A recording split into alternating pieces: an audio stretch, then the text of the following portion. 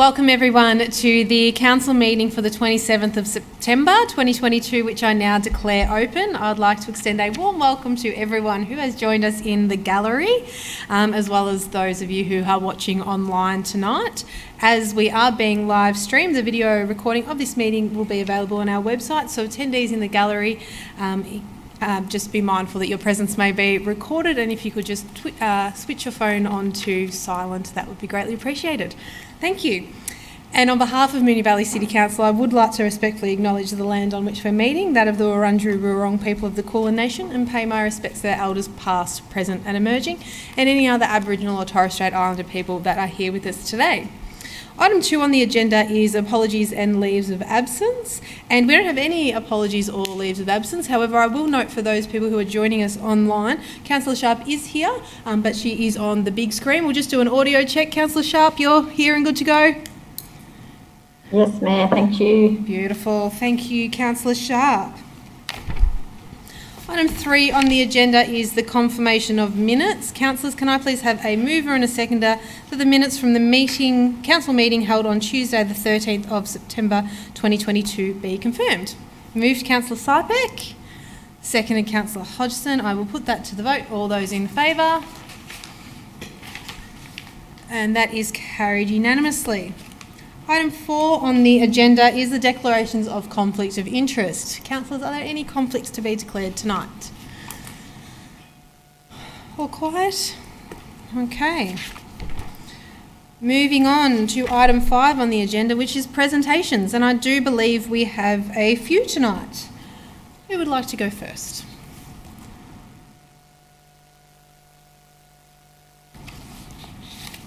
There's a few.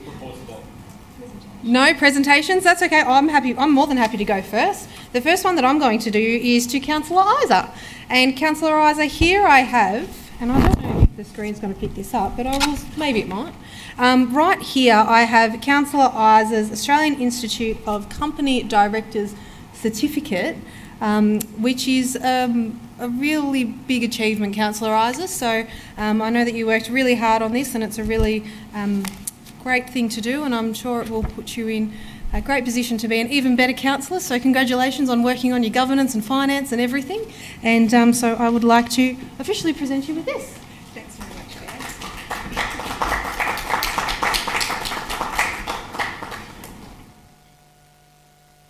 much, Okay. I believe we have a couple of other presentations, or another presentation. Yes. Thank you, Mayor. I would like to give a presentation on the recently announced train station for our area, and Council have welcomed the Victorian Government's recent announcement that Melbourne's new airport rail line will include a brand new station on the border of East Keilor and Airport West, set to open as part of the airport rail link. The announcement was the result of extensive advocacy by Moonee Valley and the community, and I know the Mayor has thanked the state and federal governments for the commitment as part of the project.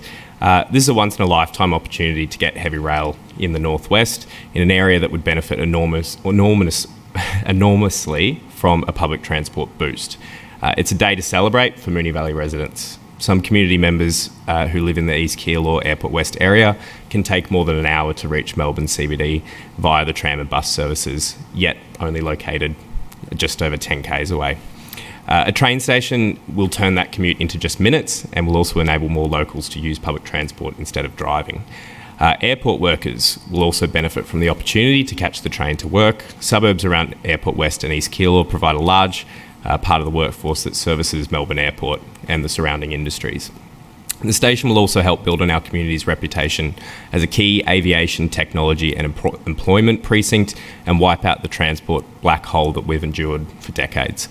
I know, as I said, the Mayor has thanked the state and federal government, and specifically Minister Carroll and Minister Shorten for the work that they've been doing to get this project up and running and ensure that Moonee Valley will work closely with the state and federal governments to ensure a smooth delivery of the project. Thank you, Councillor Tyson. Very exciting indeed. And I believe I have the last presentation for this afternoon. I just wanted to show everybody what Strathmore Cricket Club call their baggy blue. I was presented with this cap today from the President of Strathmore Cricket Club, Alison Dodd, who so I won't put it over the microphone. Strathmore Cricket Club received a grant to have Sophie Molyneux, who's the captain of Victoria and the Renegades, come down to the club because of how well they're doing with their female participation in the sport of cricket. So I think it's something that's really important and really great that from a council point of view we've been supporting them down at Strathmore Cricket Club. There were lots of girls down there today, probably around 20. Apparently they've got about 30 playing, and all very exciting to see a female leader doing so well in the sport of cricket. So thank you to Strathmore Cricket Club, and I definitely have never had a baggy green, and I haven't had a baggy blue before, but I can sit here for tonight. So thank you very much, Strathmore Cricket Club, and well done on your grant that you received. Right, item 6 on the agenda is petitions and joint letters. I don't believe we have any. No. Item 7 is public question time, and we did receive one question tonight. However, in order to provide a sufficient response, officers just require a bit of further time to investigate this. The resident has been involved, and a response will be provided directly and also at the following council meeting. Item 8 on the agenda is reports from delegates, and I think this is where I look this side of the chamber. I believe there are some. Thanks, Mayor. I'll be brief, but as a member of the Audit and Risk Committee, I thought it would be appropriate to mention, given item 9.6, the annual financial report is coming to Council this meeting, that the Audit and Risk Committee has met a number of times across the last financial year, and indeed this financial year they've met a number of times already. And for those at home, the Audit and Risk Committee is probably not our most publicly facing committee, but it is probably one of our most important. It's a delegated committee of council that provides advice to council on managing risks within the organisation and supports in the auditing of policies and financial statements and the like. It's comprised of 4 independent members and 3 councillors, being the Mayor, myself and Councillor and Councillor Adams. So I just wanted to, acknowledge the hard work of the Audit and Risk Committee, especially over the last couple of months and indeed over the 2021-2022 period, being a challenging period economically. And given the constraints that we've seen on things such as our capital works, it's been great to be a part of this committee to see how we can improve our processes here at Council so that we can continue to deliver more for our residents. So I just want to say a massive thank you to everyone involved in the Audit and Risk Committee for all their work they've done. Well spoken. Thank you, Councillor Bedio. Were there any other reports from delegates? Councillor Isa. Thanks, Mayor. I am the current MAB rep for Council, that's the Municipal Association of Victoria, and so I just wanted to report on the Special State Council meeting that was held on the 16th of September a few weeks ago. This was an important State Council meeting and at which Council representatives endorsed a new set of rules for the MAV. The rules will renew how the MAV operates and enable it to continue to be a strong sector leader, modern and contemporary, credible and well governed.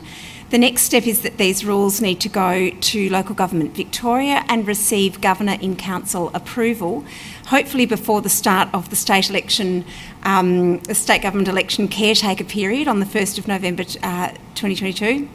The MAV is an important representative body for the local government sector, and the new rules will hopefully make it even more nimble and effective. Thanks, Mayor. Thank you, Councillor Isa. Any other reports from delegates? No. Well, we'll move into reports, and item 9.1 on the agenda is the geographic boundary review, 116 Park Street, boundary alignment from Essendon to Moonee Ponds. Councillors, do I have a motion? Councillor Hodgson. Thanks, Mayor. I'd like to move the officer's recommendation. Thank you, Councillor Hodgson. And a seconder, Councillor Bedio. Councillor Hodgson, would you like to speak to the motion? Thank you, Mayor. This recommendation is to commence the process to change the boundary of between Moonee Ponds and Essendon due to a subdivision of a property facing Clarinda Road. And so the back half of it, which will now have a street frontage onto Park Street, is still currently in the suburb of Essendon, but the rest of Park Street is in the suburb of Moonee Ponds. So to correct that anomaly, this process will seek to realign the suburb boundary and incorporate that new subdivided back half of 59 Clarinda Road to become 116 Park Street, Moonee Ponds. It's going to make things a little bit more straightforward and particularly safer for emergency vehicles who might be called to the address. And also it has very minimal, because the property is only just being built at the moment, it has very minimal impact. So hopefully, although there'll be a consultation process that commences, as the process commences, hopefully it will all go pretty smoothly and there won't be too much dissent. Thanks. Thanks, Councillor Hodgson. Councillor Bedio. Thanks, Mayor. Not much more to add, but I will say that, yes, this is a statutory process that we're bound to follow, and while it all seems to make a lot of sense, we have to unfortunately go through the processes. But as Councillor Hodgson said, hopefully we can get a good outcome from this one pretty quickly. Great. Thank you, Councillor Bedio. Any other councillor? Councillor Hodgson, would you like to close?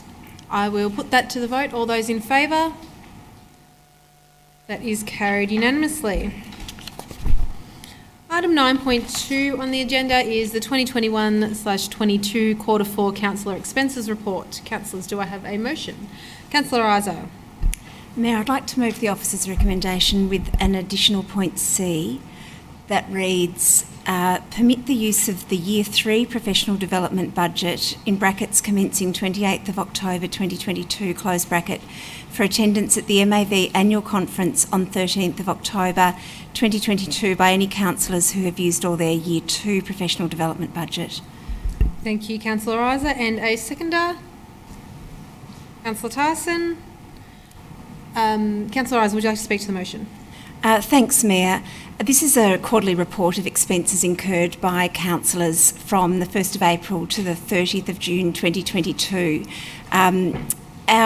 The reporting of our expenses is really transparent. The quarterly reports itemise the different expenses that we've incurred across communications, travel, entertainment and professional development and various other categories. And I think that we go above and beyond the requirements, in fact, for the reporting of those expenses, which provides some good transparency for residents to see.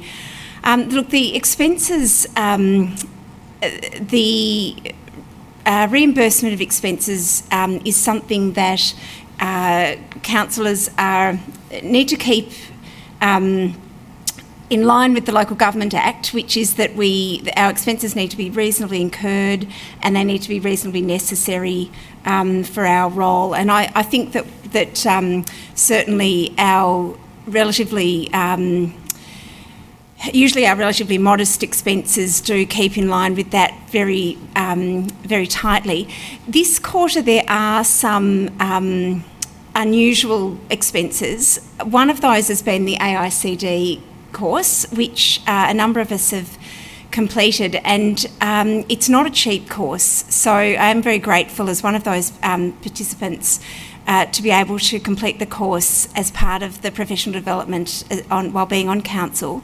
Anyone who has completed the course knows that it's incredibly rigorous and also provides essential governance training for anyone who's a director of a not-for-profit or corporate entity.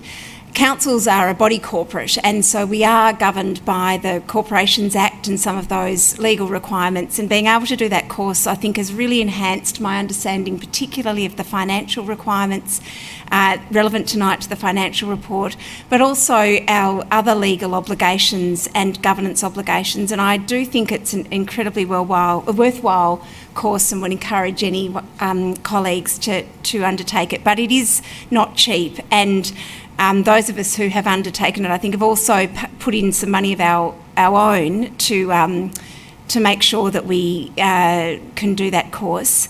The ALGA conference is also an expense that has been incurred this quarter, so that's why the expenses are a little bit higher, or higher than usual this quarter for some of us around the table. As a result of those multiple costs, and I'm not sure if anyone else has, but I have reached my cap of the professional development funding for this this year of council.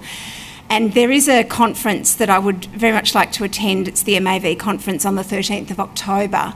And I am asking colleagues whether they might be able to support me bringing forward the $495 or $500, I think it is, into the year to enable me to attend that conference, at which there are some very interesting speakers talking about things that will hopefully help Moonee Valley and help my governance credentials. So I am asking colleagues whether there might be support for that. Thank you. Thank you, Councillor Isa. Councillor Tyson. Any other councillor like to speak on this item? No. In that case, I will put that to the vote. All those in favour? That is carried unanimously. Item 9.3 on the agenda is the endorsement of the Moonee Valley Soccer Strategy. Councillors, do I have a motion? Councillor Sharp. Thank you, Mayor. Happy to move the officer's recommendation. Thank you, Councillor Sharp. And a seconder, Councillor Tyson. Councillor Sharp, would you like to speak to the motion? Thank you, Mayor. Well, I'm very pleased to see that we have the soccer strategy in front of us tonight for actual endorsement. Obviously, this process was started back in December 2020 with my notice of motion to get a draft soccer strategy to guide the next 10 years of this code within our municipality. It was endorsed back then, so 20 odd months later. At last, we had the final result, which has involved lots of rounds of consultation, and from what I can understand, has certainly been the process has been harnessed by the clubs, and they've really taken everything on board. And we have got some great ideas in the strategy to help us over the next 10 years. Some of them are harder than others, but it's obviously a framework, and it's a framework that at least we can move forward with. Obviously, you know, all parts of it still need to, once we move through, whatever we decide to do, other further consultation and the like will occur. But I can't emphasise the fact that the ideas in this strategy are people, our officers have really thought outside the box, and that's really what we wanted from my side of things anyway. Because otherwise, we wouldn't have been able to achieve a strategy, I don't think. And the ideas our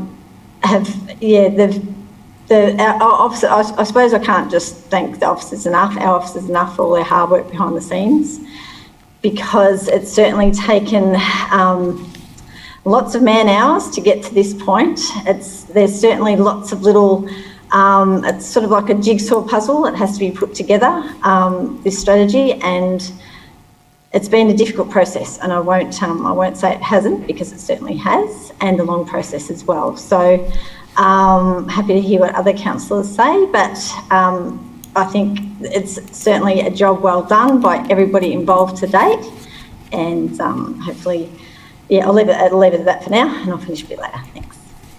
Thank you, Councillor Sharp. Councillor Tyson. Thank you, Mayor, and I don't have a whole lot to add. I know Councillor Sharp's advocacy on this and passion for it over a very long period of time really shows, and I'm more than happy to support the body of work that has got us to this point. Probably just one thing to pull out of it, which I know Councillor Sypek and I have recently discussed, and I'm sure has been raised with you, Mayor, of J.H. Allen Reserve and the sensitivity around there. And as Councillor Sharp said, this is a broad framework, and so it's definitely something that I know our staff and all the clubs will be very sensitive to that area in terms of the vegetation and the beautiful spot that it currently is. So more than happy to support, and great to get this done. Thanks, Councillor Tyson. Any other councillor? Councillor Nation. Thanks, Mayor. Look, I'm happy to commend this report as well, and I'd like to give credit to the officers for the extensive piece of work that they've put in both through this strategy but also through a number of notice of motions that preceded this strategy. And also want to acknowledge Councillor Sharp for submitting a number of notice of motions to eventually get us to this point. Soccer in our city has a range of challenges, and that's obviously picked up in the report. And there are some significant deficiencies which need to be addressed for the sport to actually move forward. It doesn't necessarily have the historical basis and locations that other sports do in this municipality, and therefore there's less playing surfaces and less opportunities for ground access. However, it is also a growing sport and has a very good balance between male and female participants. I think one of the things that we need to ensure now that we have this strategy is that it just doesn't sit on the shelf and we're happy with where it's at, but we actually look at those short, medium and long-term actions within the plan and actually start to get the ball moving. And I know that the report does pick up that there's some feasibility and feasibility planning and continued consultation that will now continue as the next step. I think there will have to be a point where we as a council look at making these soccer hubs, or making a year-round soccer hub, because the nature of the sport is that it's not just a seasonal sport.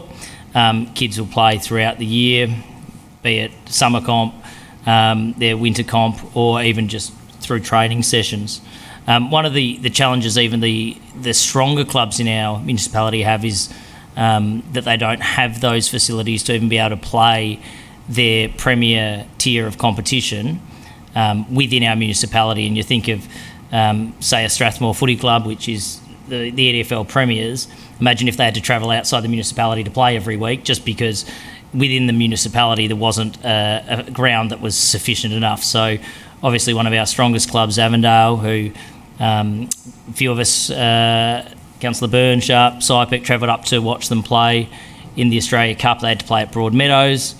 They play their home games over the freeway in the city of Moreland, or city of Merribeck. So it's really important that we don't just have this policy looking on the shelf and nice and saying we support soccer, but we actually start to now roll out the actions. Thanks, Mayor. Thank you, Councillor Nation. Any other councillor? Councillor Sypec. Thank you, Madam Mayor. I'm glad to see this is Moonee Valley's first soccer strategy. And even before my time, I don't think there was a soccer strategy. We've had soccer documents, we've had little reports about it, but this is the actual first soccer strategy, which has got an in-depth, detailed analysis of what needs to happen within the soccer world. I too am very, very pleased to see this, but I do just have one concern, like Councillor Tyson mentioned before, J.H. Allen, which is just behind Miliara Mall.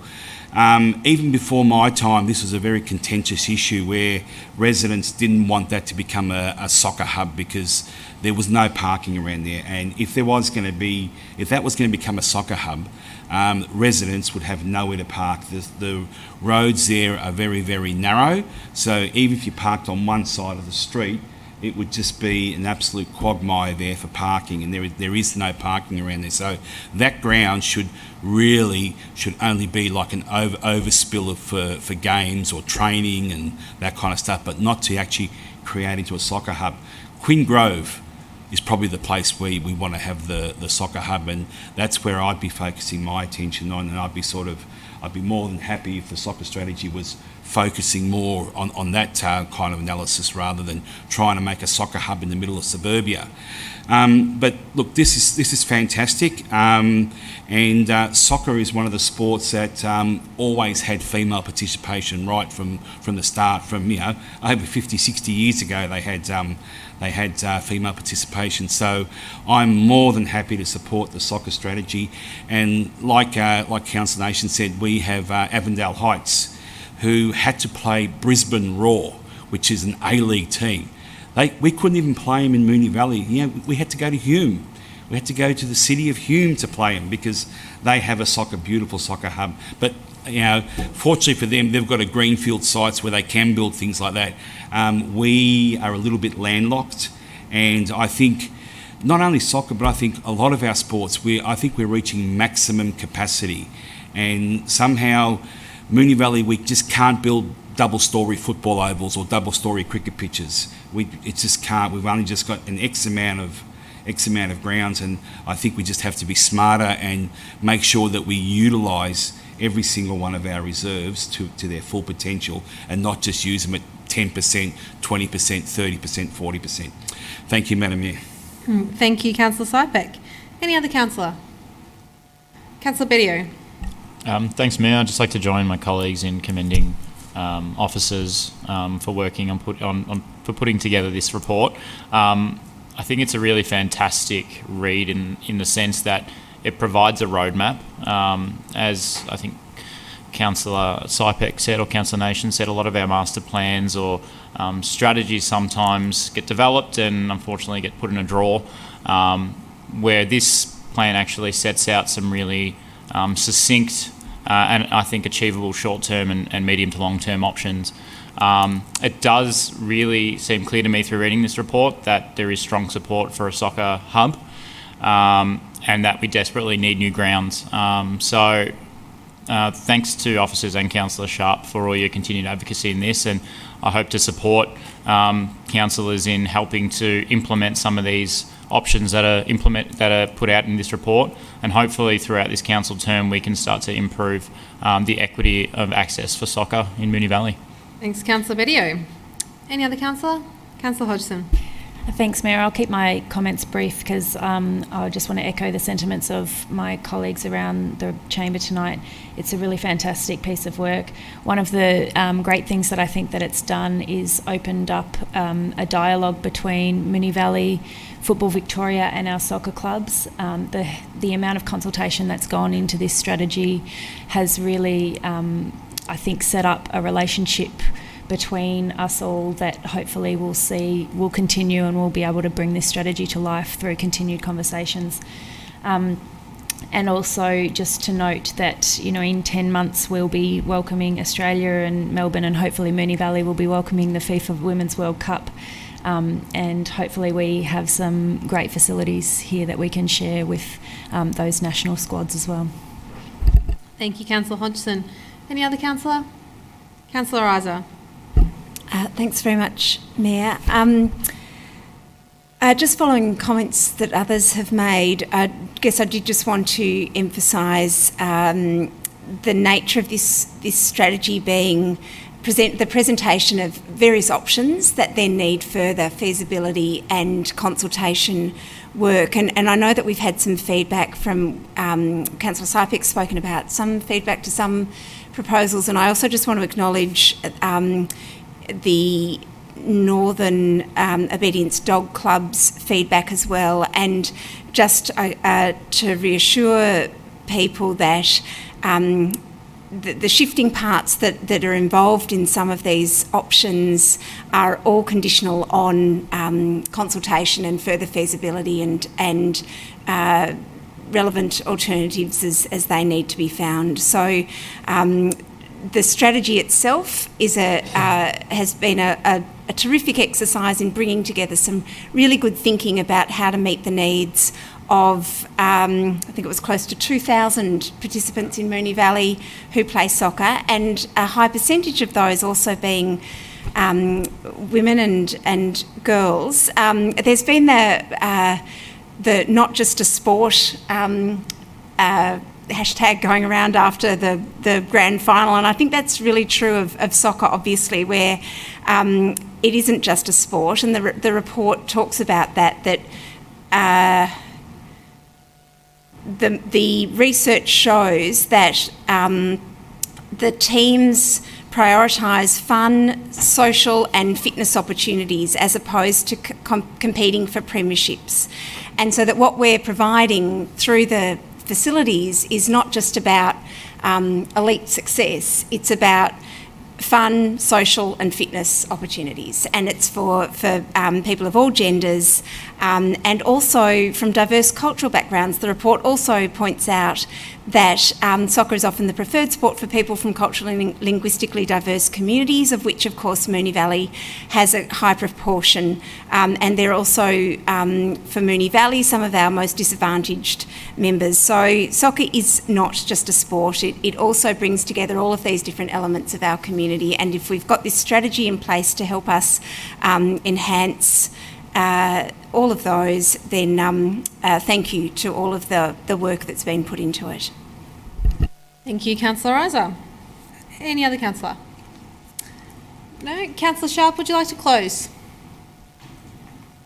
Yes, thank you, Mayor. I'll be quick, but thank you, councillors, for all of your comments. I certainly don't disagree with any of them. The Soccer Hub portion of or idea within the strategy is going to probably, well, it will take a while. It's probably one of the hardest objectives to achieve to a degree, but there are a lot of pieces to that puzzle in order to get it to a soccer hub that can be done sort of much earlier, sooner rather than later, and certainly wouldn't cost much money. I think we have to look at grabbing all the low-hanging fruit, so to speak, so we can make sure that the soccer strategy certainly isn't a document that sits on the shelf. I think that, well, I don't believe any of us will let that happen, because I'm quite sure that all of us would agree that 18 months ago, the relationship between our soccer clubs and council was in a state of complete disrepair. And I think through this process, and certainly over the last 18 months, we've been able to achieve much better relationships and much better outcomes, and our officers have certainly led the way in that with their approach with the clubs and getting everybody back on track. Because there certainly has been an issue with sort of fairness and equity. I think Councillor Bedio mentioned those words earlier in the past with soccer. And, you know, our clubs still don't have homes for permanent homes. I would like to say permanent, but homes within Moonee Valley. Every other club does, so that's still something that we're going to have to tackle, and it's not part of the soccer strategy per se, but that's just something that is still on the table, and it's certainly something that I'm always going to agitate for, because I think it's only fair. Councillor Sharp, I'm mindful you don't have the clock in front of you, but if don't. No, that's okay. If you want a little bit of extra time, that's fine. Oh yeah, no, just 30 seconds. Anyway, so it's a great result tonight, and I look forward to progressing, like I said, the more easier objectives to achieve in the next few months, next 6 months, say. At least we can start looking at it. What we can do sooner rather than later, and to get the ball rolling. But thank you very much, all councillors, for your support, and to the clubs and to our officers. So thank you very much. Thank you, Councillor Sharp. And I'll put that to the vote. All those in favour? That is carried unanimously. Item 9.4 on the agenda is the response to notice of motion 2021/21. Underutilised open space in Rosehill Ward. Councillors, do I have a motion? Councillor Tyson. Mayor, I've got an alternative to the officer's recommendation. Tyson. Council resolves to A, note the report on underutilised open space in Rosehill Ward and incorporate the findings into future open space planning to achieve Council's MV 2040 strategic objectives in the areas of open space activation, improved amenity, tree planting and climate change mitigation measures.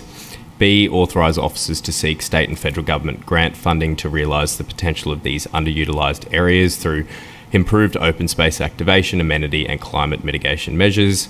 C, authorise officers to pursue agreements with land managers for increased open space provision and tree planting on underutilised land not owned by council.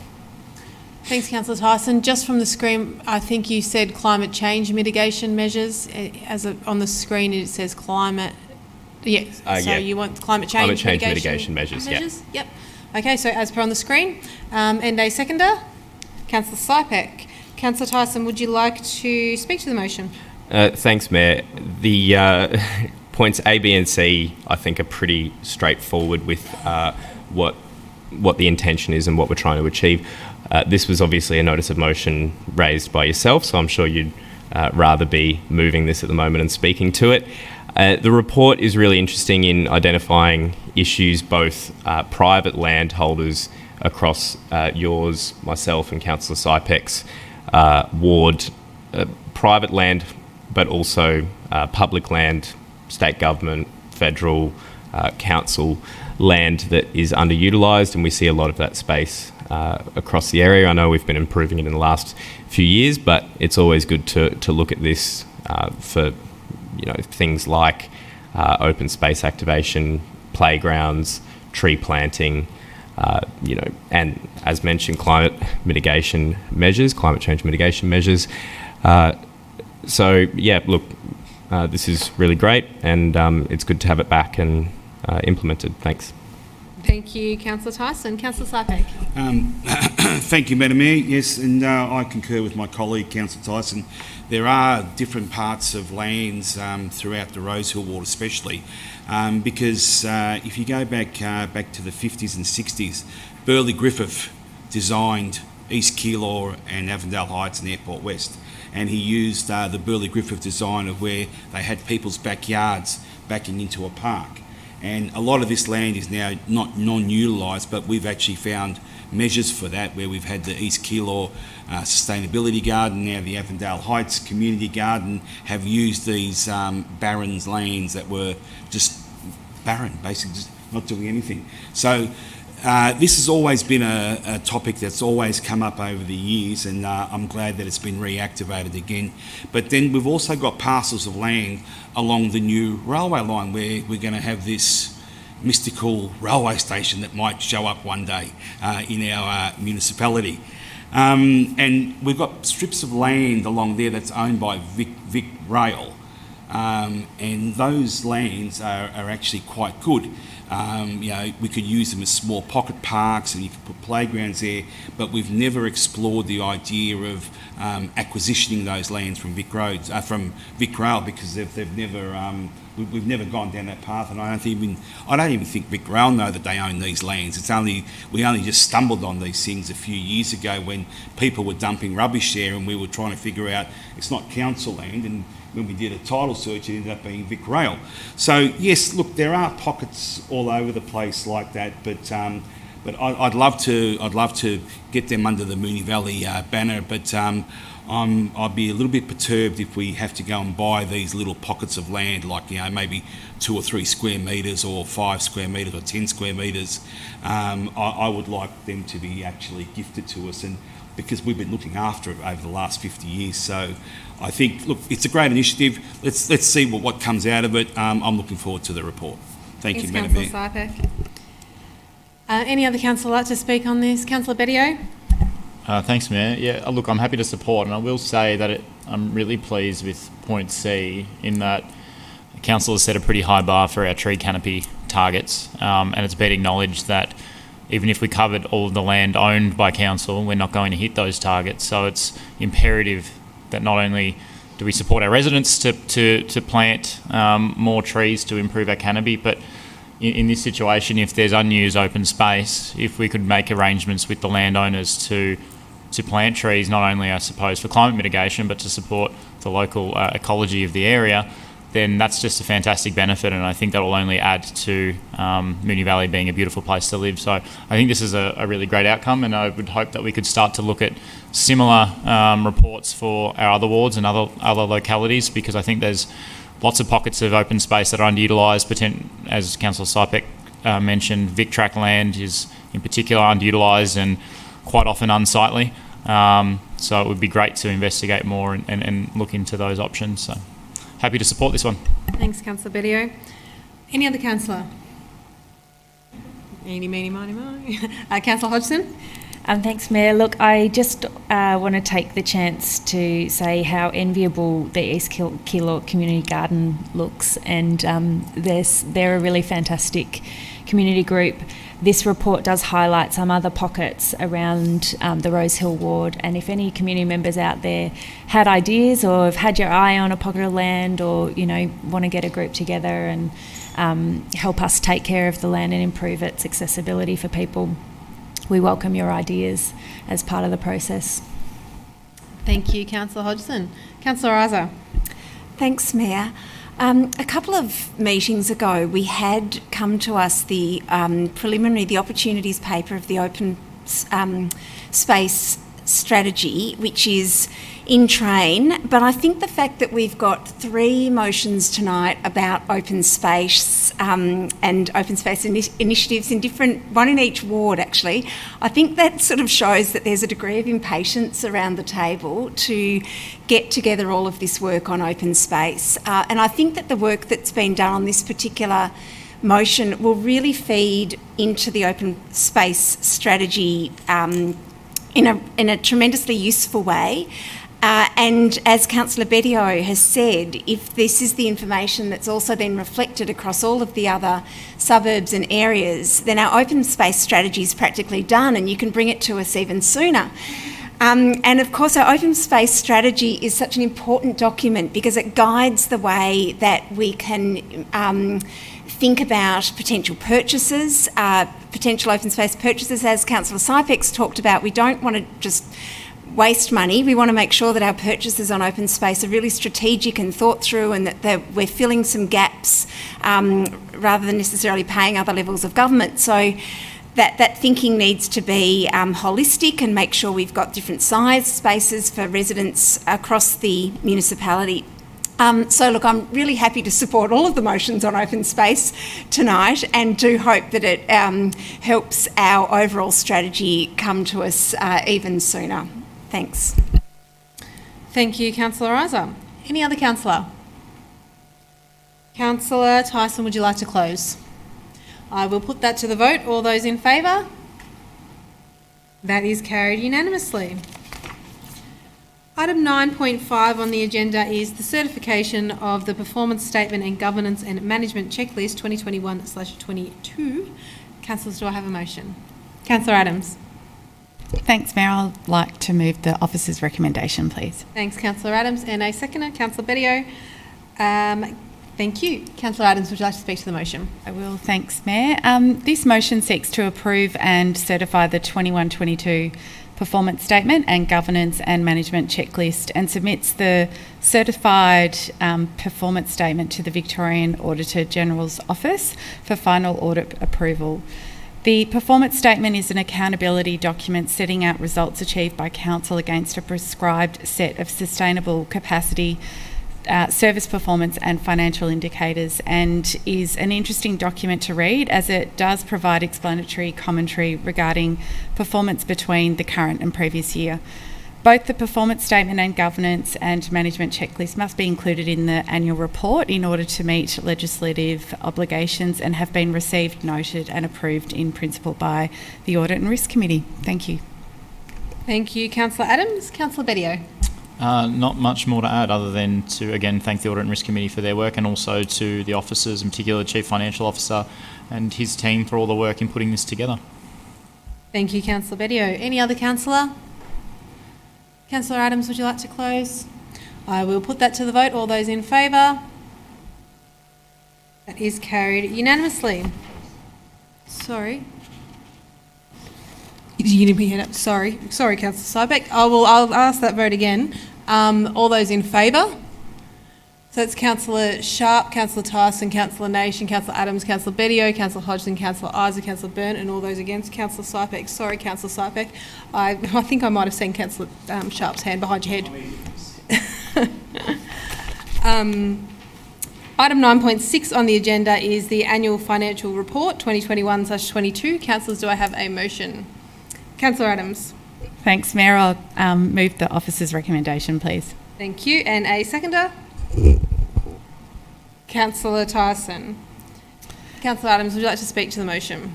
Yes, thanks, Mayor. The 21-22 annual financial report has been prepared in accordance with relevant legislation and the Australian accounting standards by Council's Finance Department in consultation with the Victorian Auditor General's Office. VAGO has completed the external audit of the 21-22 annual financial report, and the audit committee reviewed the annual financial report at the meeting held Monday the 19th of September 2022. To provide Council with confidence that all issues have been resolved and the annual financial report has been prepared in accordance with good governance principles, a letter of representation has been provided from management to Council. The officers have included in their report a summary interpretation of the accounts, which I'll read out for those at home watching. I'll start with the income statement. As at the 30th of June 2022, Council reported a net operating surplus of 19.09 million and compares to a budgeted operating surplus of 13.14 million. The continued impact of COVID-19 resulted in unfavourable variances in user fees revenue for leisure facilities of 3.57 million, early learning services of 0.96 million, and statutory fines for parking fine revenue of 1.74 million. Offsetting the negative impacts of the pandemic was additional funding received in operating grants of 4.49 million, capital grants of 2.45 million, and net gain on disposal of property, infrastructure and plant and equipment of 2.67 million. The balance sheet indicates that Council's overall financial position and its cash and liquidity position are sound and within acceptable financial parameters. Council's total equity as at the 30th of June 2022 was 2.92 billion, which is a $179.25 million increase on 2021. This was predominantly due to the revaluation of land and land under road assets. Overall cash flow decreased by 4.25 million, predominantly due to the reallocation of funds on deposit with other financial assets, which increased in value by $14 million over the financial year and represent funds where the investment term is greater than 90 days. Capital expenditure for the year end 30 June 2022 was 36.09 million, which was 11.03 million below budget. The actual amount excludes an amount of $4.47 million that was journalled from capital to operation expense as the costs could not be capitalised as per Council's asset recognition thresholds. In addition to the amount that was journalled, the variance was due to delays in the delivery of projects due to global supply chain issues in fleet and plant, insufficient tender bids for roads and contractor resources for drainage. Major projects to be carried forward into 22-23 include the Mount Alexander Road Flemington Pocket Park, shared pathways, drainage improvement works, ICT plan implementation, Military Road traffic signals and multiple treatments within local area traffic management studies. While Council's financial position has been adversely impacted by COVID-19, the annual financial report indicates that Council's overall financial position remains sound for the financial year ended 30 June 2022. Thank you. Thank you, Councillor Adams. Councillor Tyson. Thanks, Mayor, and thanks, Councillor Adams, for summarising that really well. I think it remains an incredibly difficult time to budget across any organisation, and Council's no exception, and I think it is really pleasing to see that we are continuing to have predictable results going forward. And I think particularly since this report was effective June 30, where inflation for the most of the period was below 2%. I think there are always challenges, and during COVID it was supply shortages, and now we're facing skyrocketing inflation. So I'm sure officers will do an excellent job over the next 6-12 months and face the challenges that are coming up. Thanks. Thanks, Councillor Tyson. Any other councillor? Councillor Hodgson.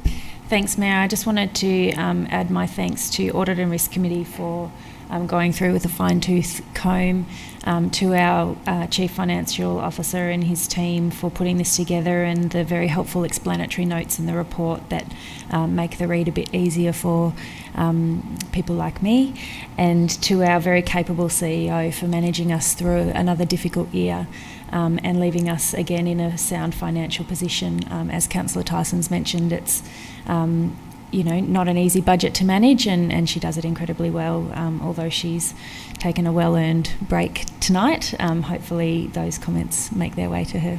Thanks. I'm sure they will. Thank you, Councillor Hodgson. Any other councillor? Councillor Isa.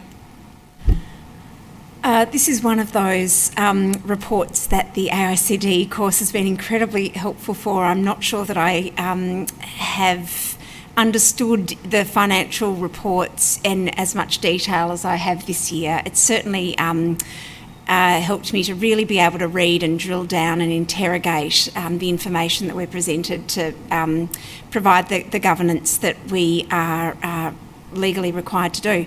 I did just want to note, and I think Councillor Adams did touch on this, just wanted to note the $11 million variance to the capital works. I know just from the inquiries that I've had from residents, it is noticeable to people that our capital works have been delayed and people are waiting for things to happen. And although it might sound, we keep saying, look, COVID has had an impact, it's verifiable when we can see this quantum of projects that have been impacted.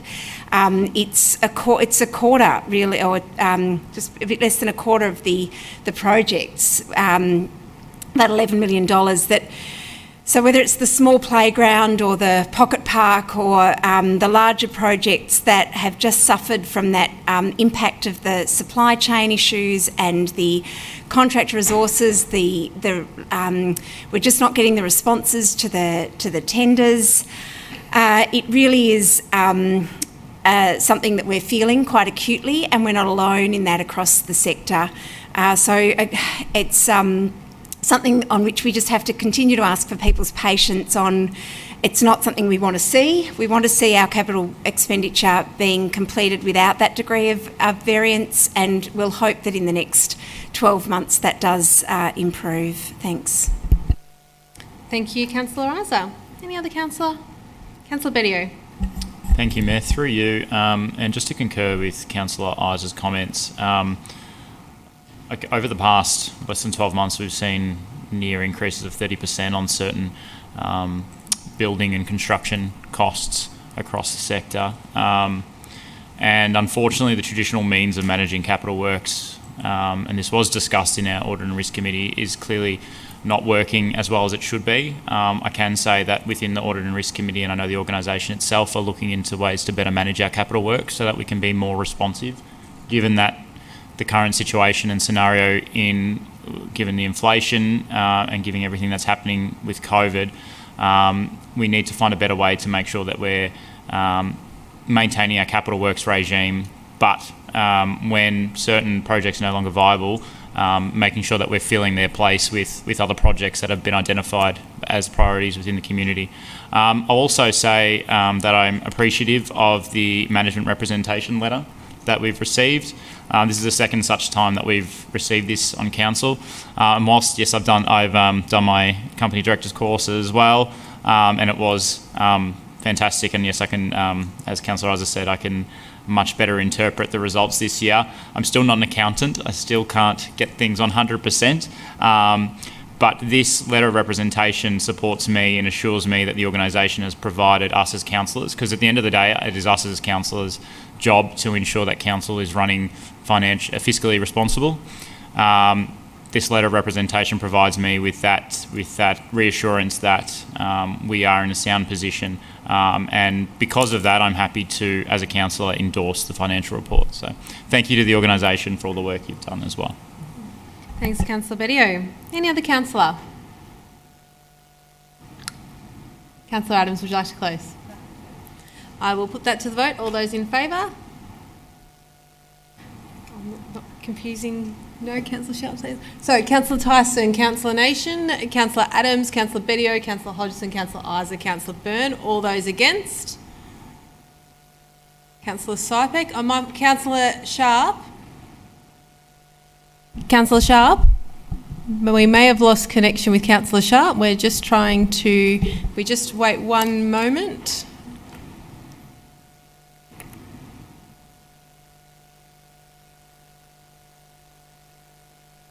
Sorry, everyone. Zooming in. We may have a technical glitch. No, Councillor Sharp, we were just voting. We may have lost you for a moment.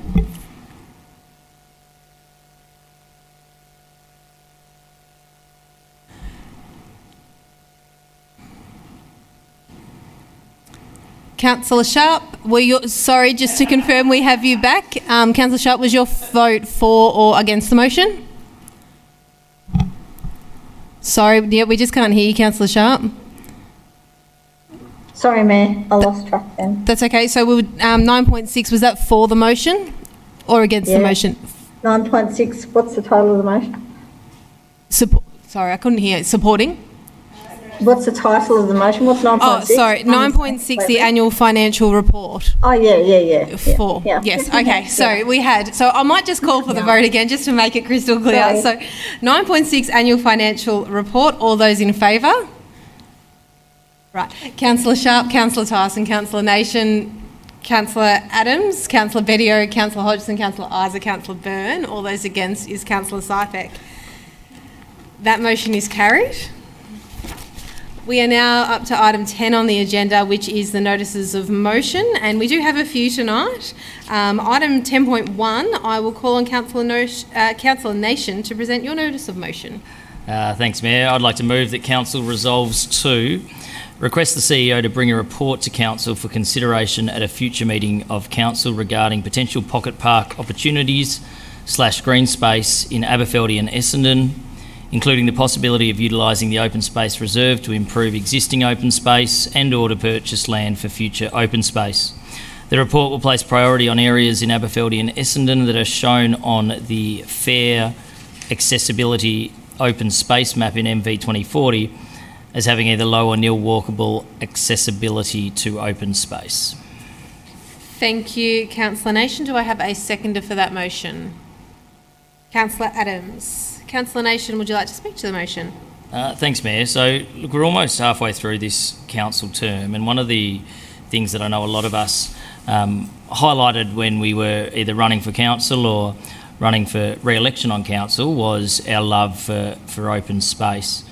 In the past, we've got quite an old open space strategy that's obviously being worked on at the moment. The previous open space strategy is from 2009, and then there's been a significant amount of work obviously done with MV 2040 to look at open space, and in particular that this motion picks up on the map in MV 2040, which looks at basically walkable accessibility for open space. So open space that is within a 20-minute walk from any one spot. So there's actually in MV 2040 a really good map. It's like a heat map that looks at the walkable accessibility from substantial down to moderate. Do we need to wait for caucus that's happening out the back, or? I think there might be bathroom breaks. Happy for you to continue. All right, that's fine. There's a heat map that has a all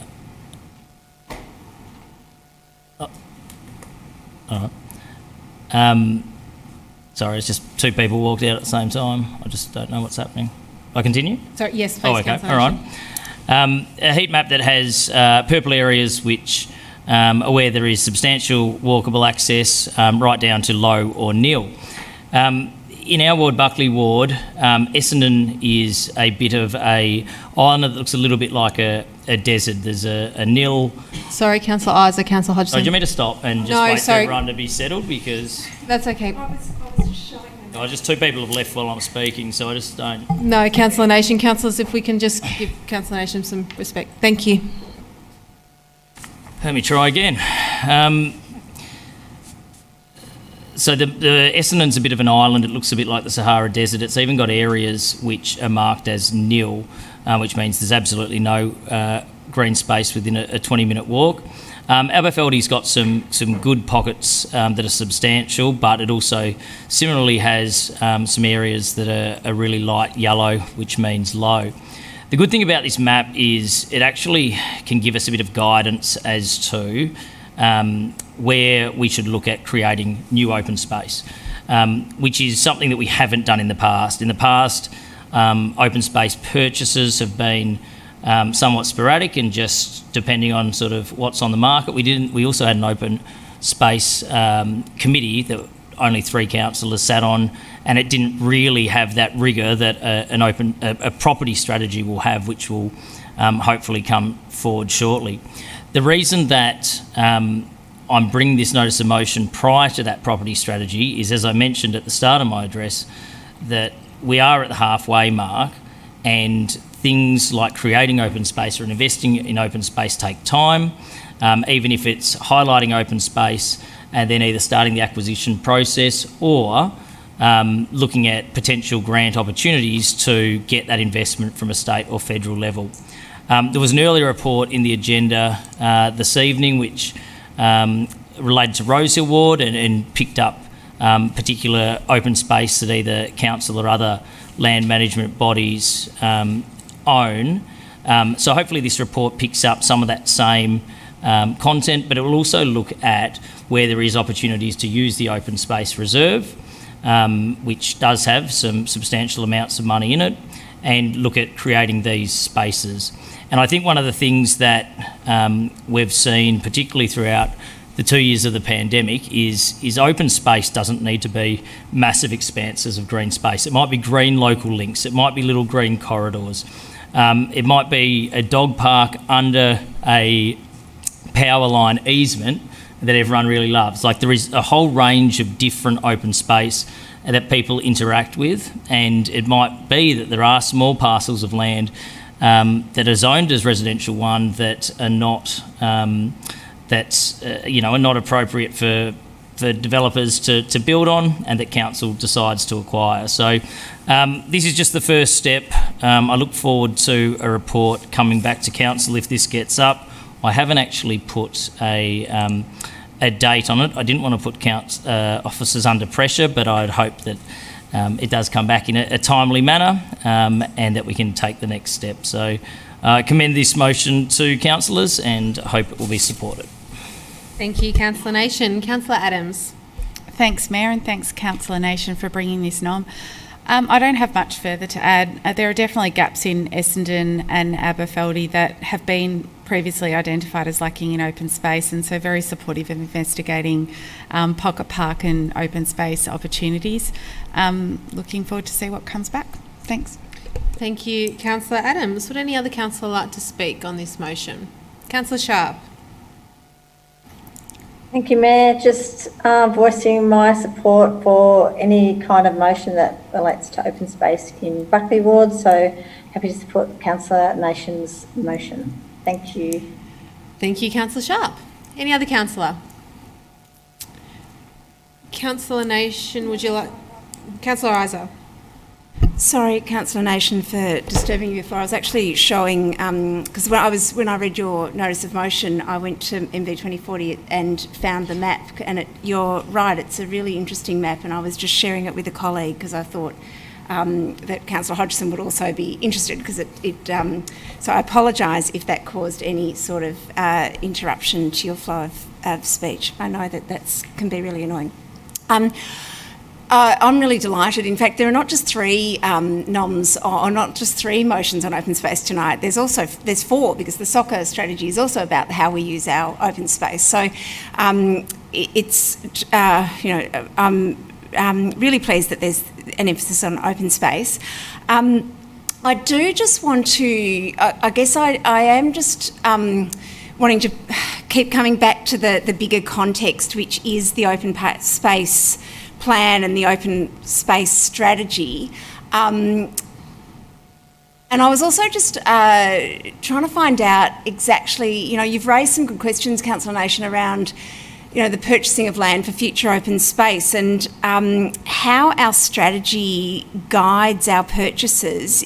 Whether that or not that's happened previously, I don't have visibility over, but it's just really important to to me that's the way that we move going forward, that our open space purchases are guided strategically and really thinking about, as you point out, these the documents that show us where the gaps are rather than an opportunistic purchase.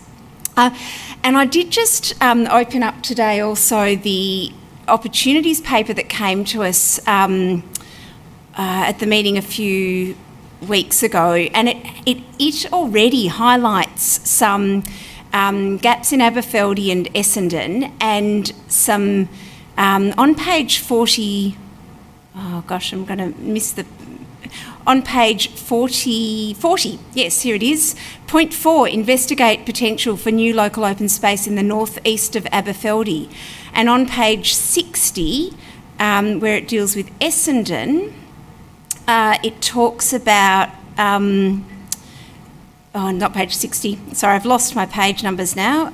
On page 64, it identifies a range of potential new open spaces for Essendon. So, again, if this motion can help to hurry up some of our work on open space and bring all of this together sooner, I'm delighted by that prospect, because the sooner that, as Councillor Nation says, the sooner that we can look at what potential, and I'll finish up very soon, look at where the potential gaps are, we can look to acquiring more strategically open space in line with all of these documents. Thanks. Thank you, Councillor Isa. Any other councillor? Councillor Nation, would you like to close? I will put that to the vote. All those in favour? That is carried unanimously. I now call on Councillor Isa to present your notice of motion. Thanks, Mayor. I'd like to move that Council resolves to request the CEO to review potential land availabilities and explore options for future dog parks in Moonee Ponds, particularly in Moonee Ponds Activity Centre, MPAC, and bring a report to Council by February 2023 in preparation for any future external grants opportunities. Thank you, Councillor Isa. And a seconder, Councillor Bedio. Councillor Isa, would you like to speak to the motion? Thanks, Mayor, and I've said much of it in the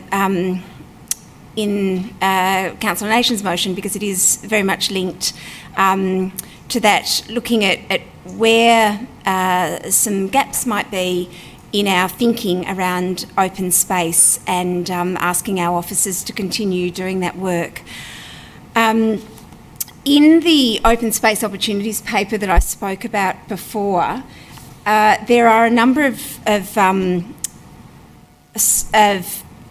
gaps identified around Moonee Ponds, and that's on page 94, where it looks at a whole range of potential investigations for new open spaces in Moonee Ponds. What it doesn't do is it doesn't specifically identify potential dog parks. There is an objective of the open space strategy, which is incorporate dog park facilities in high density neighbourhoods where private gardens are smaller. But within the strategic work that's been done so far, dog parks aren't mentioned, and I know that I did bring this up when the opportunities paper came to us. So I'm hoping that this particular motion can again focus some attention on these investigations on potential for small dog parks. Within MPAC, again, there are a range of sites that are highlighted, and I've just got them here, a range of sites that are highlighted for potential open space. So a lot of the work, in fact, I imagine has already been done, that it's really about identifying which of these spaces might lend themselves well to dog parks. And I know that there are some residents of Moonee Ponds who are always asking about when we might be able to bring some space for the dogs to Moonee Ponds. So I hope, again, this can push things along in that direction.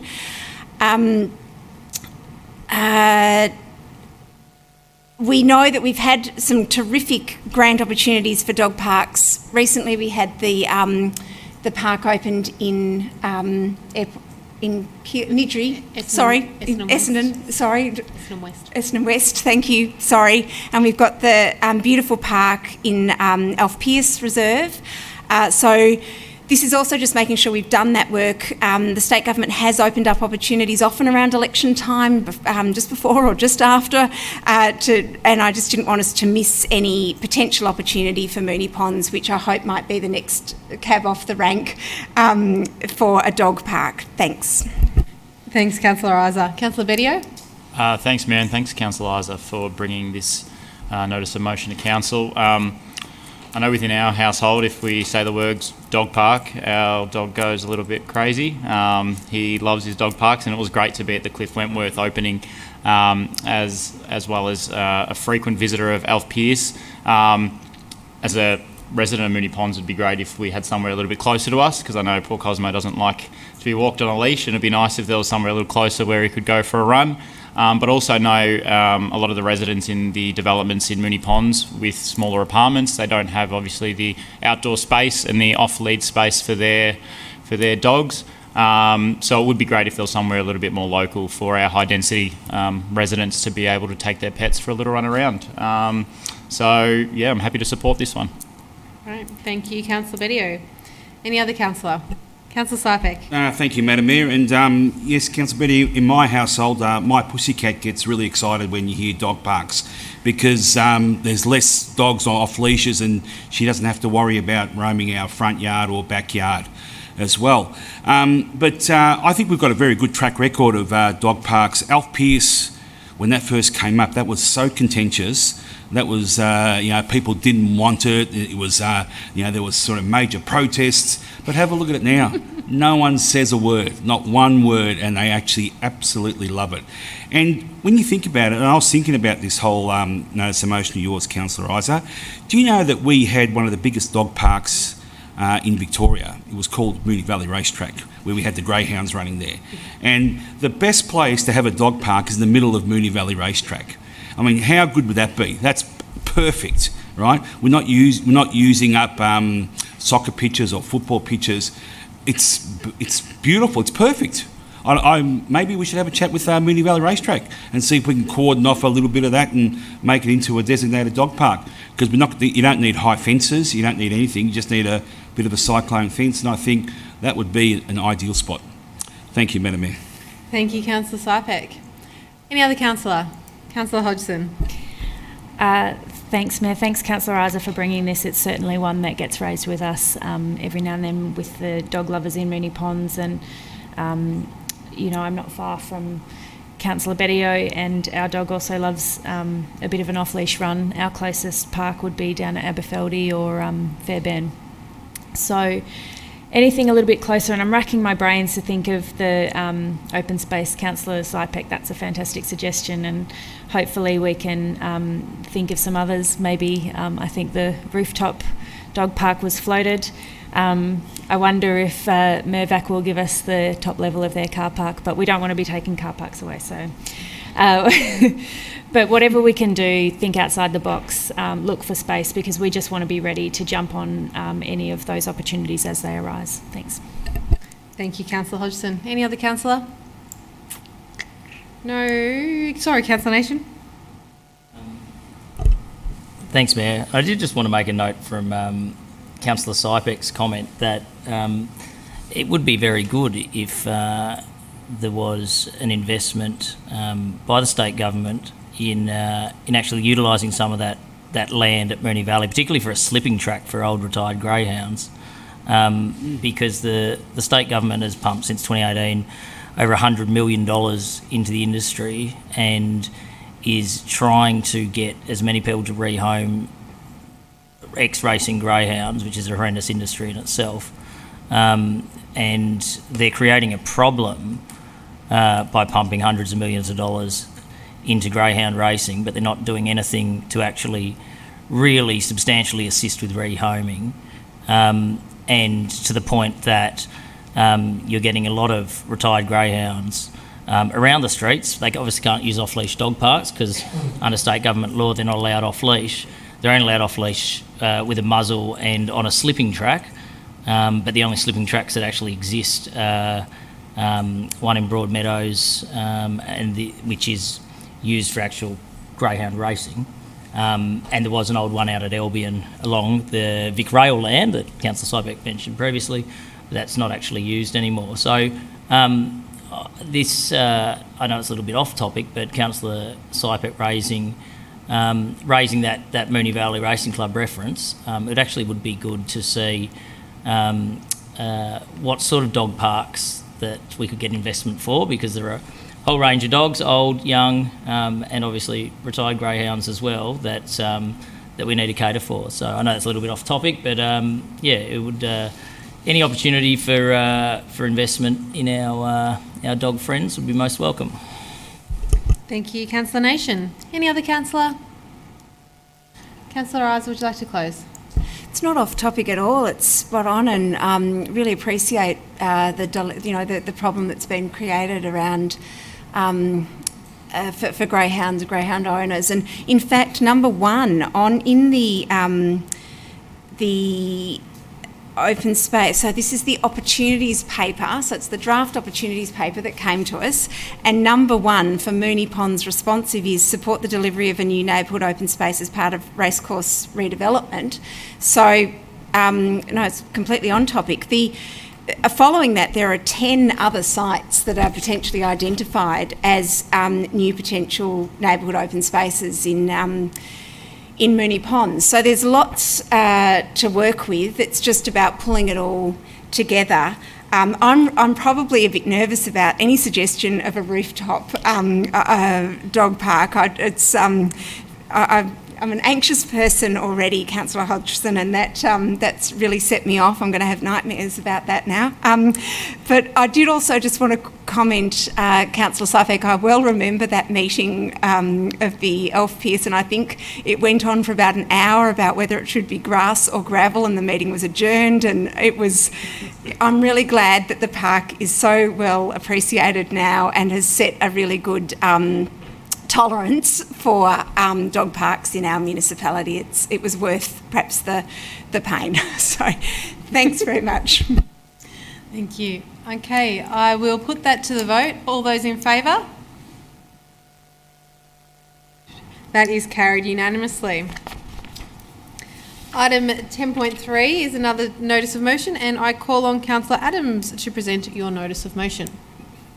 Thanks, Mayor. I'd like to move that Council resolves to request the CEO to review the place naming and civic recognition policy and bring a report back to Council before the end of 2022 to outline options for Council in responding to community requests for commemorative plaques or other memorials in public places.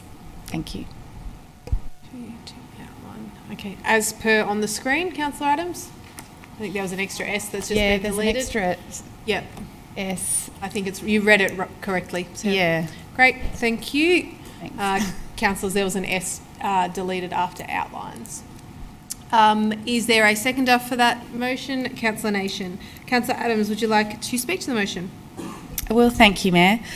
Council has received multiple requests for plaques and memorials to place in our public spaces, and it seems that we don't have options for these type of requests, which many Moonee Valley families make. And although our current place naming and civic recognition policy does outline recognition forms and criteria for significant individuals, I'd like to ask officers to outline some actual options for ordinary members in our community to be recognised and memorialised in our open spaces, specifically through this policy by request, so there is clearer guidance for members of our community on how they can honour the memory of their loved one. Thank you. Councillor Adams. Councillor Nation. Thanks, Mayor, and thank you, Councillor Adams, for bringing this notice of motion. It's something that you don't quite realise until you're sitting in the mayoral chair, that these requests do come in quite frequently, and there were a certain number in my time, and the policy that did exist was somewhat outdated and it was a bit clunky. There wasn't a great criteria as to if people had to be notable to have memorials named after them, or it was just local people, and what the structure was, what the application process was, and even who funded memorials. So I think this is a very timely update, and just to try to get some structure and make the policy actually contemporary, I think is really important.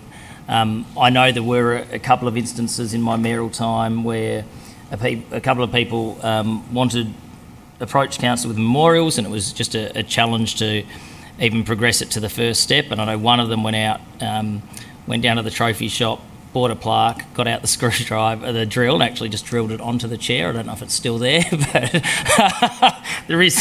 I'm not saying please don't do that, but the frustration with the policy meant people were just installing themselves, which we definitely don't want. We actually want a proper policy and a structure, and they can be quite sensitive things. So very much support this, and thanks for bringing it up.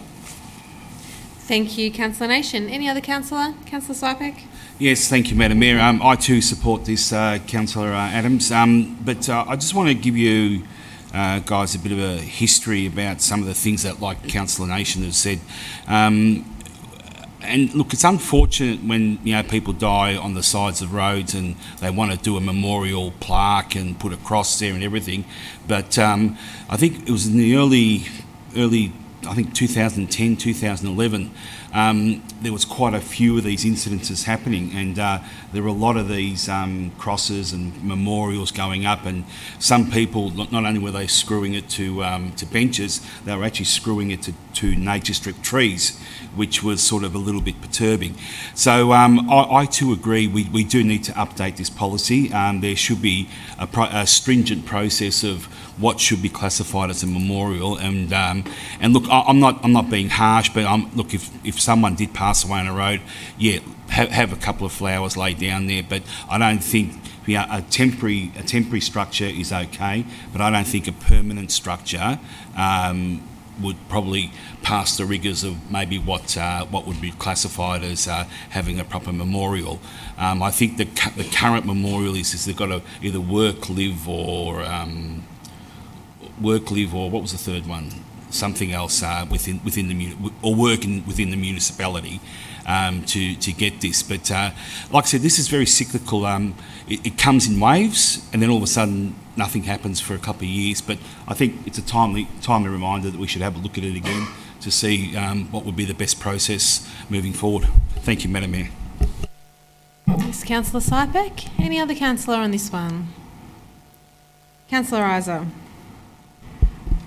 Yeah, look, I love going to places and seeing a little plaque to someone, or a little commemorative stone or garden, or the way in which people sort of tell history or capture history in those in different memorials. It's really touching and can really contribute to a sense of place. So if our policy doesn't allow for a process by which that can happen, and I think that's what we're really looking for here, is so Councillor Sypek's horror scenarios don't occur. It's a process by which this can happen that's reasonable, that makes sense, that works for the number of requests that we get. But in principle, so that's what we're looking for, to sort of develop a reasonable policy. And in principle, I really support sort of telling history and telling stories of people's lives and how those lives have interacted with different places in our community. I think it's quite beautiful. There might also need to be some consultation, obviously, with First Nations and our elders and the Wurundjeri elders, to make sure that views are also respected. But thanks for bringing this forward. I look forward to the report. Thank you, Councillor Isa. Any other councillor? Councillor Hodgson. Thanks, Mayor. Thanks, Councillor Adams, for bringing this. I do think that there's many ways in which someone can impact the lives of those around them, and perhaps our policy is a bit limiting in recognising those different ways, and it may have a flow-on effect of writing the names of, dare I say, white men into our landscape a bit disproportionately. So I think also listening to our community in terms of who they would like to see memorialised, and having a look at the policy and making sure it's up to date and reflects what we'd like to see, and that history making, I think, is a great idea. Thanks, Councillor Hodgson. Any other councillor? Councillor Adams, would you like to close? Thanks, Mayor. Just to say thank you to my colleagues for their comments, and I hope to get support. Thank you. I will put that to the vote. All those in favour? Is carried unanimously. Item 11 on the agenda is urgent business, and I do believe we have one tonight. Councillor Isa. Mayor, I'd firstly like to move that Council resolves that the item supporting public transport and active travel -2022 Royal Melbourne Show be considered as urgent business as it complies with the Governance Rule 25. Thank you. Before I ask for a seconder, does any councillor have a conflict of interest on this item? No. Councillor, do I have a seconder that it be considered as urgent business? Councillor Bedio? Sorry, Bedio. And Councillor Isa, would you like to speak on this item, why it be considered urgent? I would. I'd firstly just like some clarification, Mayor. Is it the Royal Melbourne Show or the Melbourne Royal Show? It's the Melbourne Royal. Yeah. Okay, is that a change, or am I just... That's okay, Sorry. The Melbourne Royal Show. Melbourne Royal. I've learnt something new. It's okay, I can have it as the Melbourne Royal. I feel like that's a grammatical flip. Thank you. Carry on, Councillor Isa. I'm really thrown by by that. Sorry. I'm speaking to why it's urgent, aren't I? Yes. Thank you.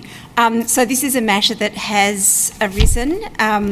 So, as you know, over the long weekend, the big turnout at the Royal Melbourne Show has impacted on Councillor, as to why it's being considered urgent. Yes, that's what I'm... Yes, I'm reading the words that I've been given. Thanks, around Councillor that. Yes. As you know, over the long weekend, the big turnout at the Royal Melbourne Show has impacted on the surrounding residential areas, and patrons found it extremely difficult to find parking spaces in the vicinity. Given the Royal Melbourne Show will run until Sunday the 2nd of October, and there will be upcoming racing event in the Flemington Racecourse this coming weekend, I'd like to raise this matter as urgent business to advocate for improved public transport to the show and races. According to Governance Rule 25.2, this matter arises out of a matter which has only arisen since distribution of the agenda and cannot safely or conveniently be deferred until the next council meeting. It should be noted that this matter cannot be addressed through an operational service request process. Thank you, Councillor Isa. Councillor Bedio? Would any other councillor like to speak on why this item should be considered urgent? No, I will put the motion for it to be considered as urgent to the vote. All those in favour? That is carried unanimously. Councillor Isa, now that it's been accepted as an item of urgent business, I'll now ask you to put your motion to the floor. Thanks, Mayor. I'd like to move that Council resolves to 1. Write to the Minister for Public Transport, the Honourable Ben Carroll MP, and the Member for Essendon, the Honourable Danny Pearson MP, and the Department of Transport, requesting that traffic and transport management at the 2022 Melbourne Royal Show be urgently improved through A, an increase in the frequency of relevant public transport services, especially this weekend, in brackets Saturday the 1st and Sunday the 2nd of October 2022, close brackets, with no parking on site available on Saturday. B, an expansion of the public transport free travel zone to include public transport train, tram and bus stops abutting the Flemington Racecourse and the showgrounds for the duration of the Melbourne Royal Show in 2022, and free public transport for ticket holders to the show in future years. And C, an increase in the promotion of public transport and active transport in brackets walking and cycling, close brackets, as the preferred mode of transport to and from the showgrounds. And 2, request the CEO to note all feedback received throughout the duration of the 2022 Melbourne Royal Show for engagement with operators and responsible authorities for improvements to traffic management in 2023. Thank you, Councillor Isa. Do I have a seconder for that motion? Councillor Bedio. Councillor Isa, would you like to speak to the motion? Thanks, Mayor. I have no words written for this. The words I was reading before were the words for the urgency matter. But I probably don't really need any speech written out to reflect on the weekend, which was that despite all of the efforts of our officers, and I know that our officers have worked hard to approve relevant traffic management plans, to prepare for the event of the Melbourne Royal Show. Despite all of that, the sheer numbers on the public holiday of the Thursday just took everyone a bit by surprise, and perhaps that's because it's been very quiet for the past 2 years. Perhaps it's also because people are using their cars a little bit more than pre-COVID. For whatever reasons, people were confronted by traffic on Thursday and Friday and parking issues, etc., that really took people by surprise, and our phones ran hot. Really what we need to do at this point in time is just look at whether there's anything urgent that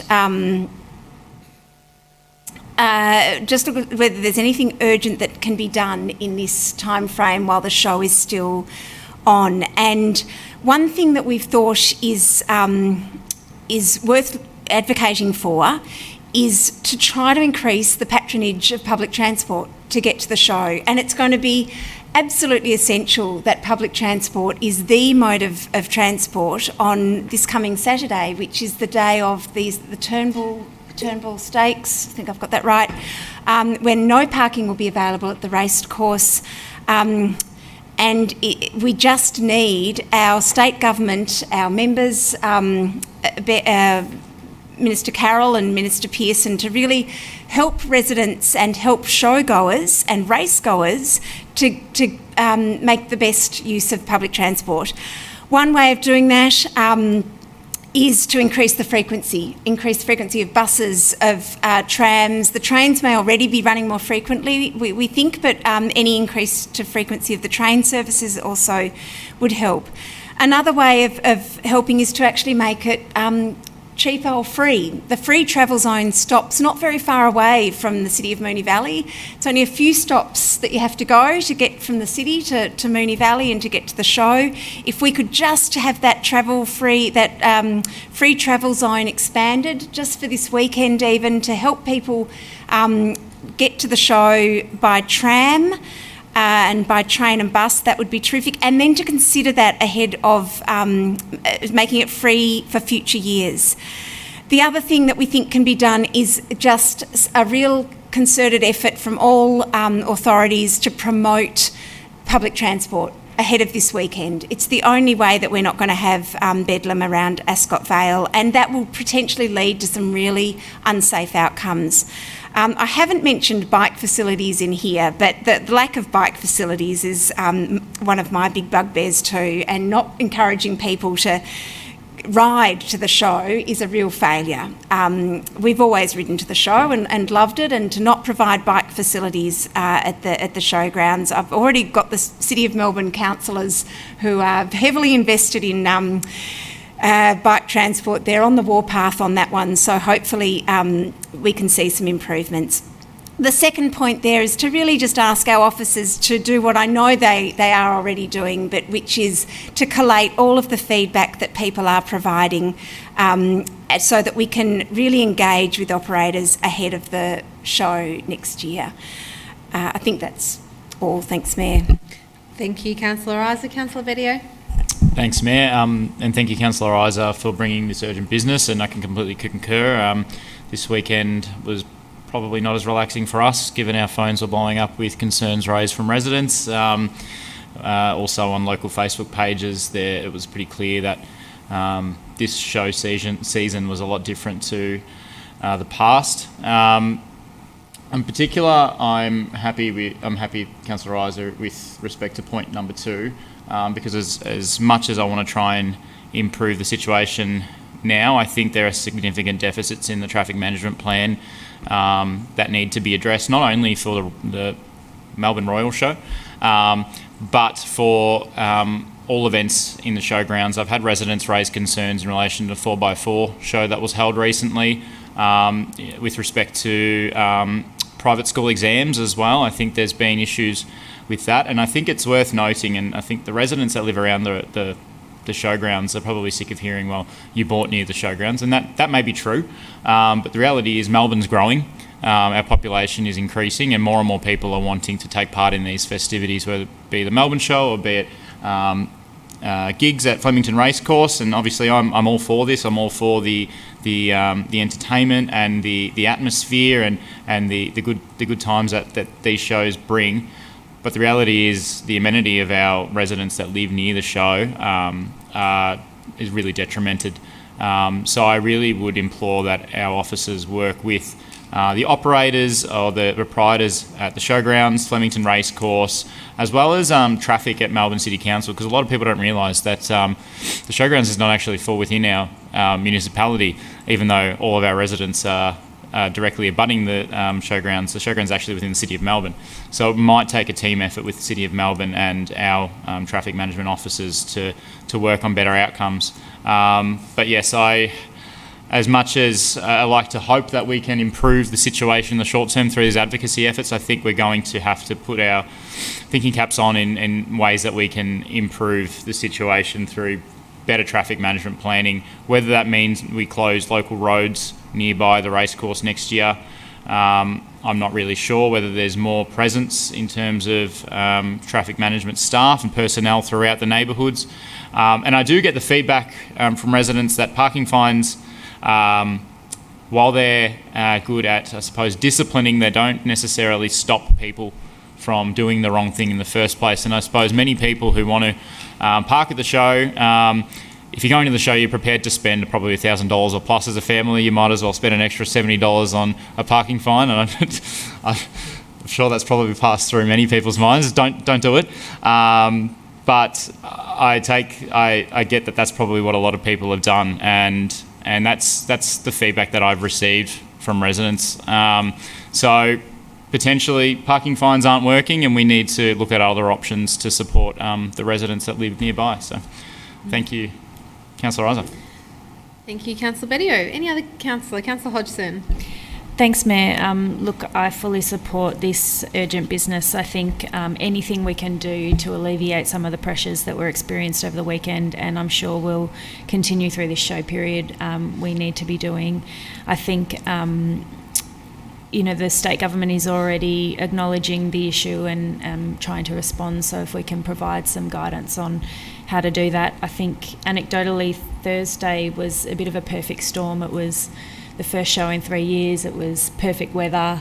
It was, a late notice declared a public holiday, and as I understand, everyone wanted to get there right on gates opening. So we experienced something that Ascot Vale certainly hasn't seen in the last 3 years and may not have seen before in showtime. But it certainly is something that we can anticipate with the significantly reduced parking with the races happening next door at Flemington on Saturday the 1st, that we might experience some similar issues this weekend. So getting ahead of the game this time and doing what we can, I'm very supportive of that. Thanks. Thanks, Councillor Hodgson. Just before we continue, sorry, Councillor Sypek, I'm just mindful that what was actually moved by Councillor Isa the words was slightly different than what's on the screen. Councillor Isa, can you just confirm what you read for point A? So what I read for point A it's still not quite right. I read an increase in the frequency of relevant public transport services, especially this weekend, in brackets Saturday 1st and Sunday 2nd October 2022, close brackets, with no parking on site available on Saturday. Thank you. So that was what was moved and seconded. Just so councillors, if you had have been looking at that screen, there was a couple of words that were wrong. Councillor Sypek, did you want to speak to the motion? Yes, thank you, Madam Mayor. Flemington Racecourse and the showgrounds used to be a part of the city of Moonee Valley until they were taken away from us. Now, the only way the public can access these two facilities is through the city of Moonee Valley, not through the city of Melbourne. Now, we have never had support from the City of Melbourne with any traffic management issues over the years. It's always been us. It's always been us that has to go back to our residents, and our residents saying, well, why are you closing off our roads?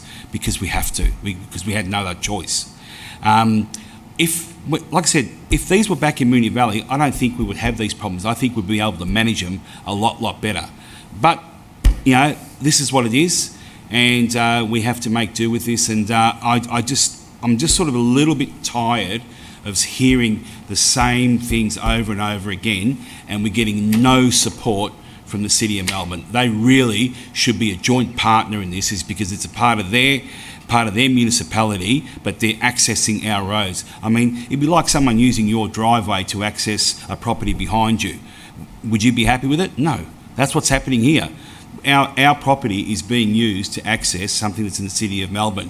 And I think if the roles were reversed, trust me, we'd be writing cheques to the City of Melbourne. That's for sure. Thank you, Councillor Sypek. Councillor Nation. Thanks, Mayor. I've just got three very quick points. Wikipedia tells me that the Royal Melbourne Show was renamed the Melbourne Royal Show in 2022, despite still being at the Royal Melbourne Showgrounds. So it is now from 2022. The CEO, Brad Jenkins, said, yes, it is not a joke. It is the Melbourne Royal Show, but it's still held at the Royal Melbourne Showgrounds. Second point is that if there are people watching, from the 2nd to the 9th of October is Melbourne Seniors Week, and seniors can ride free on public transport for the whole week. So that might have even more incentive for if grandparents are taking kids to the show on the 2nd at least. It is free. They still have to tap on and tap off, but they don't get charged. And third point is, Councillor Beattie, I'm concerned you know exactly how much a parking fine is, but I'll leave it 79 on the dot, but we'll leave it at that. Thanks, Mayor. Thank you, Councillor Nation. Any other councillor? Councillor Isa, would you like to close? Oh, sorry, Councillor Adams, was your hand up? I just wanted to clarify, Councillor Isa, I'm sure I heard you add the word available in point A, where at the end where it says with no parking available on site on Saturday. Is that right? Did you want that word? Sorry. Yes, I did read the word available. Was it not there? No parking available? No. Did you want it there? Sorry, we need to have what was actually moved, so if you need time to adjourn so we can, unless you are sure, Councillor Isa, of what you actually moved. It's written on my, yes. I read what was written on there. And what did you read, Councillor Isa? On an increase in the frequency of relevant public transport services, especially this weekend, in brackets Saturday the 1st and Sunday the 2nd of October 2022, with no parking on site available on Saturday. I apologise, I think when I read it the second time I did skip the with available. No park, so just do that last bit again. With no parking on site available on Saturday. Okay. As moved is now correct on the screen. We know what was moved. Thank you, Councillor Isa, Councillor Adams. Governance, we're there. Well, we're almost there. Councillor Adams, were you speaking to the motion? Councillor Adams, were you speaking to the motion? No? Okay. Now, was anybody else wanting to speak to the motion? Councillor Isa, would you like to close the motion? My apologies for that. I did just make some adjustments to point A in response to some concerns that were raised at the pre-meet, so my apologies for any confusion there. Thanks to councillors for the comments made, and look, thanks also to particularly to officers who worked really hard at the weekend. Our acting CEO may have thought he was getting a 4-day long weekend in the gig, but in fact it was a hard-working 4-day weekend answering all of those queries. And thank you very much to all of the officers on the ground, whether they were the parking officers. We do thank them because they issued close to 1,000 parking tickets over the 4 days, which just indicates, I think, the severity of the issue. So also wanted to thank residents for your patience, because it was, Thursday was quite a difficult day for residents. It certainly got better by Saturday and by Sunday, but thank you very much, residents, for your patience. And also thank you for the suggestions that have been forwarded through about what might make things improve. I think we just have to think constructively about what we can do to improve things, rather than whinge about living in Ascot Vale. I love knowing that people are getting to the show and enjoying the show. We have to think really constructively about how we can improve it. So thank you. And I also feel vindicated, Councillor Nation, that the name change is recent, and my whole life I have not misnamed the Melbourne Royal Show. So hopefully we can make some improvements for residents in Ascot Vale in the coming days and for next year. Thank you. Thank you, Councillor Isa. I will put that to the vote. All those in favour? That is carried unanimously. Councillors, was there any other urgent business to be considered for tonight? No? No? In that case, we are now closing the meeting. So it is 19 minutes past 8. Thank you everyone for joining us online in the chamber. To the staff officers, acting CEO, well done. You had a really hard gig tonight. And obviously councillors, thank you very much. And I'll close the meeting. Thank you very much.